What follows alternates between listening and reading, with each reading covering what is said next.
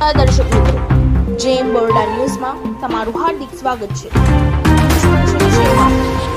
આજે વડોદરામાં મુસ્લિમ સમાજના લોકો માંડવી ખાતે જે ગેંગરેપની ઘટના બની એ માટે વિરોધ પ્રદર્શન કરવા એકઠા થયા હતા। એ મુસ્લિમ સમાજના લોકો એક જ માંગ હતી કે જાહેરમાં એમની ફાંસી આપો। દશેરાને દિવસે એ જ મુસ્લિમ અગ્રણીઓની માંગ છે।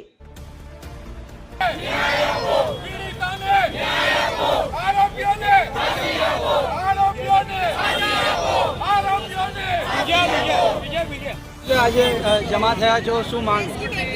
આજે વડોદરા શહેરના સમસ્ત મુસ્લિમ સમાજના લોકો માંડવી ખાતે ભેગા થયા છે। આ લોકો ભેગા એટલે થયા છે કે વડોદરાની એક જે દીકરી છે જે ભાયલીમાં રહે છે એની સાથે જે રાક્ષસોએ દુષ્કર્મ કર્યું છે એ રાક્ષસોને આજે કોર્ટમાં હાજર કરેલા। પોલીસે એમની 2 દિવસમાં એવી સર્વિસ કરી છે કે આજે કોર્ટમાં આરોપીઓ બૂમો પાડતા હતા કે हमको जेल भेज दो, पुलिस बहुत मारती है।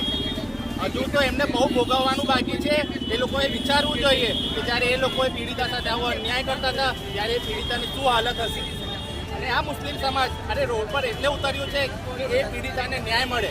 અને અમે બાહેધરી આપીએ છીએ કે ભારત આપણા દેશની અને આપણા ગુજરાતની નહીં પરંતુ આપણા શહેરની છોકરી છે, એને ન્યાય મળે એના માટે સમસ્ત મુસ્લિમ સમાજ બાહેધરી આપે છે કે જ્યાં સુધી ન્યાયિક લડત આપવાની હશે કે રોડ પર ઉતરવાનું હશે તો અમે એની સાથે રહીશું।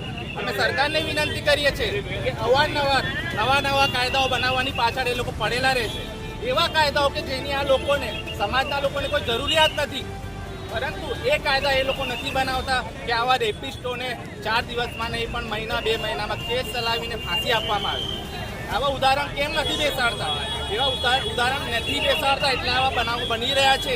જો આવા 1-2 ઉદાહરણ બેસાડીશું તો આપણી છોકરીઓ રાત્રે 4 વાગે, આ વડોદરા સંસ્કારી નગરી છે, આપણી છોકરીઓ ત્યારે 4 વાગે પણ નીકળવાની હોય ને તો એને એક પણ વખત વિચારવું ના પડે। પરંતુ આવા રાક્ષસોના લીધે એમની માનસિકતા એવી થઈ જાય કે એમને 12 વાગે પણ નીકળવું હોય તો 10 વખત વિચારવું પડે। એ જ રીતે આ લોકોને આપણે શીખવાડવાનું છે। અને આ સંસ્કારી નગરીની દરેક માતા બહેનોને હું કહું છું કે અમે તમારી સાથે છે, કોઈ પણ રાક્ષસોથી કંઈ ડરવાની જરૂર નથી। તમે 4 વાગે 5 વાગે રાત્રે નીકળો, આ રાક્ષસોને તો કાયદાકીય લડત આપીને પોલીસ પણ એવી સજા કરાવશે અને એવી ફિટ ચાર્જશીટ કરીને ન્યાયતંત્ર પણ અમને વિશ્વાસ છે કે ન્યાયતંત્ર એને ફાંસી આપશે। આપનો પરિચય? એક જ માંગ છે કે આરોપીઓને ફાંસી આપો। આપનો પરિચય? ફાંસી આપો। हमारी एक ज मांग है, आरोपियों को फांसी आपो।